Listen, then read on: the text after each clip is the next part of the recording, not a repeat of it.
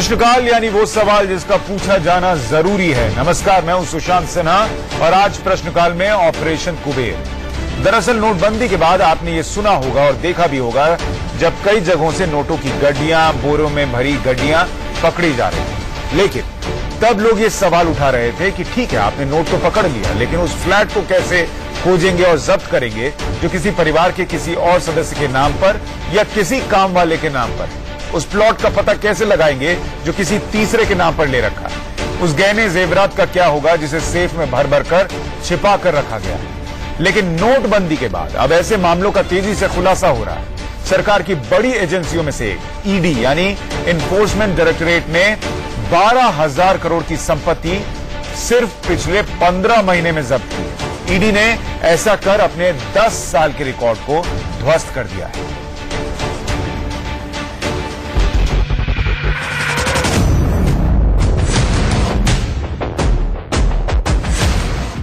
नोटबंदी में तो हमको, आपको, सबको पता चला, बड़े नोट बंद हो गए। काले धन पर हुई इस सर्जिकल स्ट्राइक में बेनामी संपत्ति पर बहुत बड़ा हमला हुआ। इस स्ट्राइक में 12,000 करोड़, जी हां, 12,000 करोड़ की संपत्ति सिर्फ पिछले 15 महीने में जब्त की गई है। मतलब हर महीने 800 करोड़, रोजाना 26 करोड़ 60 लाख, मतलब हर घंटे 1.25 करोड़ रुपए सरकार काली कमाई के कुबेरों से जब्त कर रही है। सवाल ये है कि रोजाना 26 करोड़ 60 लाख, मतलब हर घंटे 1.25 करोड़ रुपए सरकार काली कमाई के कुबेरों से जब्त कर रही है। सवाल ये है कि ये 12,000 करोड़ रुपए की संपत्ति किसकी है? ये संपत्ति कैसे जब्त हुई, किसने की, और संपत्ति जब्त करने का मतलब क्या होता है? क्या किसी का फ्लैट या फार्म हाउस अटैच कर लिया गया? जैसा आप समाचार पत्रों में पढ़ते हैं तो वो सरकार की हो गई या फिर तरीका कुछ और होता है? आज इन सभी सवालों का जवाब बारी बारी से देखिए ऑपरेशन कुबेर। ये कुबेर के खजाने जैसा ही तो है। फर्क सिर्फ ये है कि कुबेर ने काली कमाई करके खजाना नहीं बनाया, जबकि आज के धन कुबेर काली कमाई से अपना खजाना भर रहे हैं, हमारा आपका हक हकूक मारकर। ऐसे धन कुबेर खड़े होते जा रहे हैं। मध्य प्रदेश में अभी अभी एक क्लर्क के यहां से करीब 10 करोड़ की संपत्ति मिली। छापा मारने गई लोकायुक्त की टीम को पैसे गिनने के लिए मशीनों की खेप मंगानी पड़ी, सर्राफा एक्सपर्ट बुलाने पड़े ताकि घर में पड़े जेवर की सही कीमत का अंदाजा लगाया जा सके। ये तो एक क्लर्क की बात है, लेकिन देश में ऐसे धन पशु भरे पड़े हैं जिन्होंने अवैध तरीके से अरबों की कमाई बनाई है। ऐसे ही लोगों की कमाई को मोदी सरकार के कहने पर ईडी यानी एनफोर्समेंट डायरेक्टरेट अटैच करती जा रही है। इसमें लालू भी हैं, उनके बेटे तेजस्वी और तेज प्रताप हैं, मीसा हैं। इस लिस्ट में देश छोड़कर भाग गया विजय माल्या है, इसमें शेखर रेड्डी हैं और उसकी तरह दर्जनों लोगों के नाम हैं जिन पर यह आरोप है कि उन्होंने ये दौलत बेईमानी से बनाई, देश के साथ धोखा किया, कानून को ठेका दिखाया। मोदी सरकार आने के बाद ईडी यानी एनफोर्समेंट डायरेक्टरेट एक्शन मोड में नजर आ रही है। जी हां, एक्शन भी ऐसा कि ईडी ने पिछले 15 महीनों के अंदर अपने एक दशक के रिकॉर्ड को तोड़ते हुए करीब 12,000 करोड़ की संपत्ति जब्त की है। जी हां, अगर आंकड़ों की माने तो ईडी ने पिछले 15 महीनों के अंदर 12,000 करोड़ की अलग अलग मामलों में संपत्ति जब्त की है, जबकि पिछले एक दशक यानी कि 2005 से लेकर 2015 के बीच की बात करें तो इस दौरान ईडी ने करीब 9,000 करोड़ की संपत्ति जब्त की थी। तो बेहद एक्शन मोड में ईडी नजर आ रही है। पिछले 3 महीनों की ही बात करें यानी कि इस फाइनेंशियल ईयर में अगर हम जून, जुलाई और अगस्त की बात करें तो ऑलरेडी एनफोर्समेंट डायरेक्टरेट 1,000 करोड़ की संपत्ति जब्त कर चुकी है। लालू प्रसाद यादव, उनकी पत्नी और उनके परिवार के खिलाफ भी हाल ही में मनी लॉन्ड्रिंग एक्ट के तहत मामला दर्ज किया था ईडी ने। तो कहीं न कहीं जो ईडी है अब पिछले 15 महीनों की बात करें तो बेहद तेवर में नजर आ रही है और लगातार मामले दर्ज करते हुए एक्शन ले रही है। वरुण की बातों से आपको क्लियर हो गया होगा, लेकिन फिर भी आपको एक बार फिर बता देते हैं कि ईडी ने पिछले 10 सालों में सिर्फ 9,000 करोड़ की संपत्ति अटैच की थी, मतलब धन कुबेरों से वापस लेकर सरकारी खजाने में डाला। लेकिन पिछले 15 महीनों में ही ईडी ने अपने 10 साल के रिकॉर्ड को तोड़ दिया। अभी आंकड़ा 12,000 करोड़ तक पहुंच चुका है। 12,000 करोड़ हिंदुस्तान के कई छोटे राज्यों के बजट के बराबर है, कई कंपनियों की सालाना कमाई के बराबर है। जाहिर है नोटबंदी के ऐतिहासिक फैसले के बाद से काले धन पर जबरदस्त प्रहार सरकार ने किया, लेकिन अब इसका असर चौतरफा दिख रहा है। सरकार की एजेंसियों ने आपस में ऐसा चक्रव्यूह बनाया है कि इसमें काली कमाई के धन कुबेर एक एक कर फंसते जा रहे हैं। ईडी ने आगे के लिए भी पूरी लिस्ट बना रखी है और इस बात की संभावना है कि एक बार फिर वो अपना रिकॉर्ड तोड़ देगी। वरुण जैन के साथ ब्यूरो रिपोर्ट, इंडिया न्यूज। यानी रिकॉर्ड तोड़ कार्रवाई हो रही है।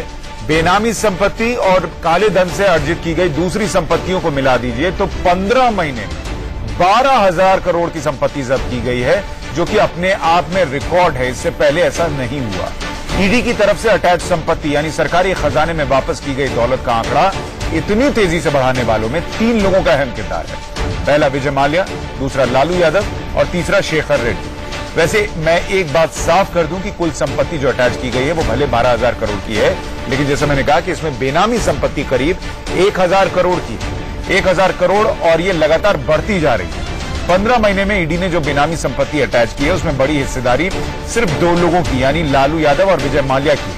वैसे लालू की संपत्ति का बड़ा हिस्सा बेनामी है, जबकि माल्या की संपत्ति डिफॉल्टर होने की वजह से जब्त की गई। और अब आपको सिलसिलेवार ढंग से दोनों की संपत्ति का हिसाब देते हैं कि कैसे कैसे ये कार्रवाई हुई। लालू परिवार की बेनामी संपत्ति जो अटैच की गई है, farm number 26 Palam farm Bijwasan Delhi Michelle packers and printers के नाम पर थी।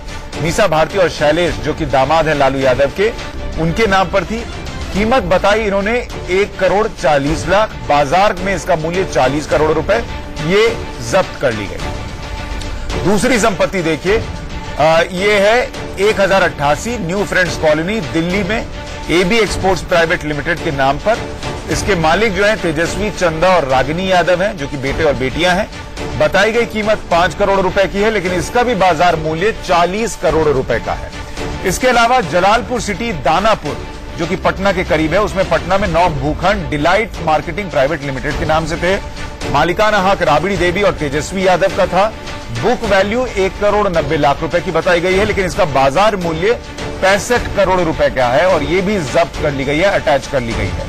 एक और संपत्ति जलालपुर दानापुर पटना में 3 भूखंड एके इन्फो सिस्टम के नाम पर राबड़ी देवी और तेजस्वी यादव इसके भी मालिक बताए गए हैं। बुक वैल्यू 1 करोड़ 60 लाख रुपए की है और इसका बाजार मूल्य 20 करोड़ रुपए का है, ये भी अटैच हो गई है। राबड़ी देवी के 18 फ्लैट, 18 पार्किंग स्पेस, तेजस्वी की दिल्ली वाली कोठी, आधा दर्जन फ्लैट, तेज प्रताप का पेट्रोल पंप, कई प्लॉट, रागिनी चंदा के प्लॉट, ये सारी संपत्ति जो है मुहर लग गया, अटैच हो चुकी है। ये लालू यादव पर कार्रवाई की। लालू यादव की इतनी संपत्ति अटैच हो चुकी है, लेकिन अभी कई ऐसी संपत्तियां हैं जिसकी छानबीन जारी है। जैसे पटना के सगुना मोड़ पर बन रहे सबसे बड़े मॉल की जमीन, जैसे बिहार के कई दूसरे शहरों में लालू एंड फैमिली के प्लॉट।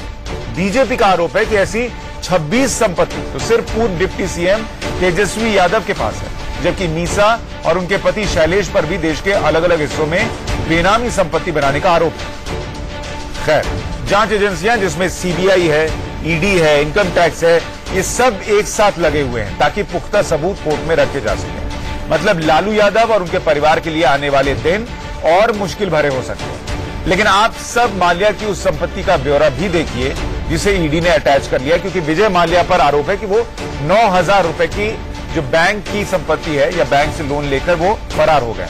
अब उनको ऐसे में, क्योंकि वो डिफॉल्टर है, उनकी संपत्ति जब्त की गई है। अलीबाग मांडवा फार्म हाउस 25 करोड़ रुपए का, इसे जब्त कर लिया गया, अटैच कर लिया गया, सरकार के पास है। Kingfisher tower Bengaluru commercial building flats हैं, 565 करोड़ रुपए इसकी कीमत है, इसे भी अटैच कर लिया गया है। इसके अलावा प्राइवेट बैंक में जो फिक्स डिपॉजिट है 10 करोड़ रुपए का, उसे भी सरकार ने सील कर लिया है, अटैच कर लिया है। इसके अलावा यूएसएल, यूनाइटेड ब्रेवरेज लिमिटेड, मैकडवेल, ये सारी जो कंपनियां हैं, तीनों कंपनियों के शेयर 3,635 करोड़ रुपए के, इसे भी सरकार ने अटैच कर लिया गया है। और वैल्यू बताई गई है 4,234 करोड़ रुपए की, जिसमें 1,411 करोड़ की संपत्ति पहले जब्त की गई। अभी कुल जब्त संपत्ति की वैल्यू 10,000 करोड़ रुपए के करीब बताई जा रही है।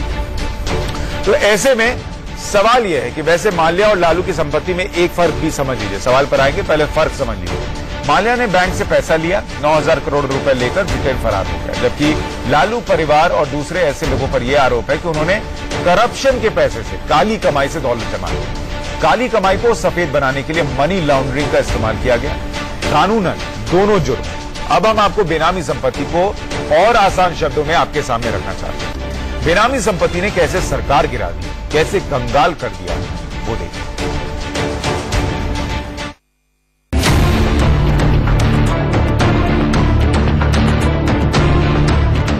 बेनामी संपत्ति का यह मामला कितना बड़ा होता जा रहा है, इसे ऐसे समझिए कि पहली बार हिंदुस्तान में इस मुद्दे पर कोई सरकार गिर गई, महागठबंधन टूट गया।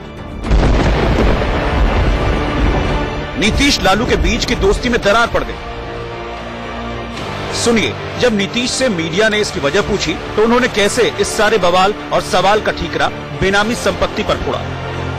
हमने साथ साथ नोटबंदी का समर्थन करते हुए कहा कि बेनामी संपत्ति को हिट कीजिए। पूरे बिहार में घूम घूम करके बोलते रहे, और अब अगर बेनामी संपत्ति पर हिट होने लगा तो हम क्या करें? गलत है।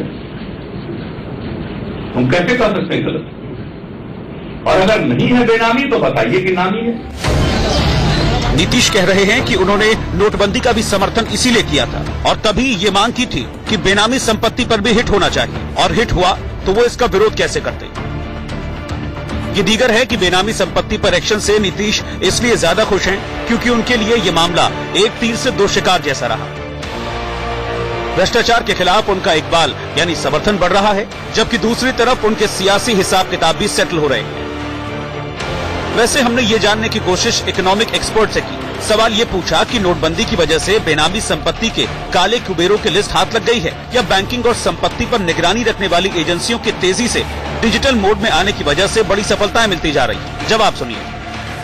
डिमोनेटाइजेशन में जितना भी नंबर 2 का पैसा था, जो ब्लैक मनी था, और दूसरा जो इलीगली अर्न मनी था, वो कहीं न कहीं एक्सपोज हुआ है और वो अभी लोगों के सामने नजर आ रहा है।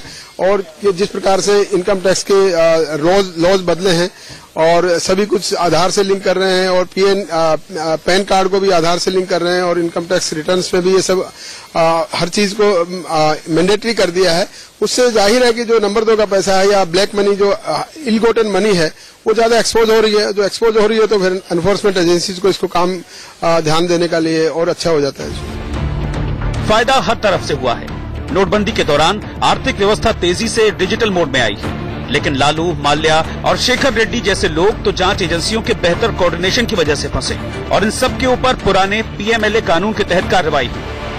अब आप जानना चाह रहे होंगे कि पीएमएलए कानून है क्या, और जब पहले से ये कानून है तो एक्शन मोदी सरकार से पहले इतनी तेजी से क्यों नहीं हो रहा था।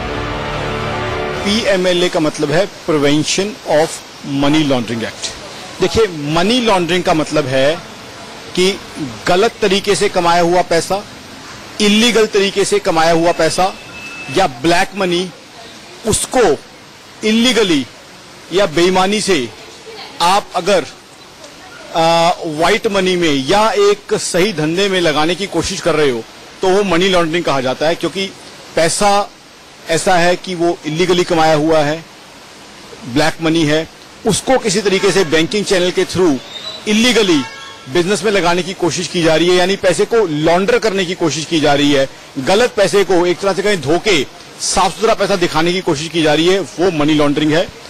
और अगर जो लोग ब्लैक मनी का काम करते हैं, इलीगल पैसे का काम करते हैं, वो तो सीधी सी बात है, देश के दुश्मन है। ऐसे गद्दार देश में हमेशा से रहे हैं जो काली कमाई में दिन रात लगे हैं। इन पर एक्शन भी होता रहा है, लेकिन अब एक नई चीज हो गई है। 1 नवंबर 2016 से सरकार ने 1988 के इस कानून में संशोधन कर मोटे तौर पर इसे जरूरी कर दिया है कि अब आपको ये साबित करना होगा कि आपकी फला संपत्ति बेनामी नहीं है, व्हाइट है। बस यहीं से बेनामी संपत्ति का किला तेजी से ढहने लगा है। लालू के मामले में भी ऐसा ही रहा, जबकि माल्या का मामला दूसरा है। लालू की करीब 175 करोड़ की संपत्ति अटैच हुई है, मतलब उसे सरकारी खजाने का हिस्सा बना दिया गया है। जबकि माल्या की ऐसी संपत्ति जिसे प्रवर्तन निदेशालय ने कुर्क कर लिया, उसका बाजार में मूल्य करीब 10,000 करोड़ रुपए है। वैसे ईडी की ज्यादातर कार्रवाई दक्षिण भारत में हुई है। जांच एजेंसियों ने 1,62,000 फर्जी कंपनियों का पता लगाया, जिसमें 52,391 कंपनियां दक्षिण भारत में हैं। एक बात और, ज्यादातर ऐसी कंपनियां नोटबंदी के दौरान पकड़ी गईं। Varun Jain, Delhi, India news. तो लगातार जो काले धन के कुबेर हैं उन पर कार्रवाई हो रही है, बेनामी संपत्ति पर कार्रवाई हो रही है। लेकिन जरा समझिए कि बेनामी संपत्ति होती क्या है, जरा उसको समझिए। जब संपत्ति खरीदने वाला पैसे से किसी और के नाम पर प्रॉपर्टी खरीदता है तो वो बेनामी संपत्ति होती है।